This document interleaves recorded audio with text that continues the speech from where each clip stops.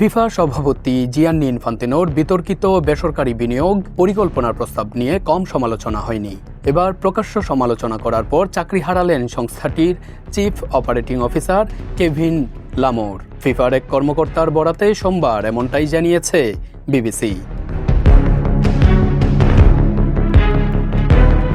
বিবৃতিতে ফিফার ওই মুখপাত্র জানিয়েছেন, সোমবার ফিফা এবং প্রধান পরিচালনা কর্মকর্তা হিসেবে কেভিন লামোরের মধ্যকার পেশাগত সম্পর্কের ইতি ঘটেছে।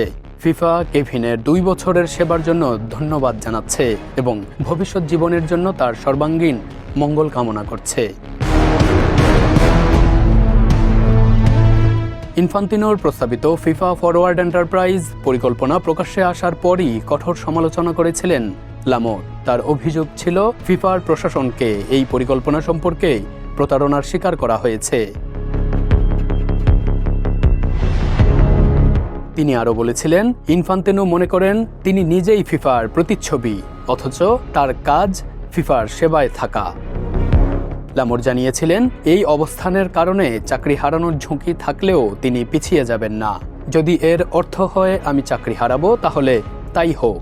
আমি সেই সিদ্ধান্তকে সম্মান করব। অন্তত রাতে শান্তিতে ঘুমাতে পারবো।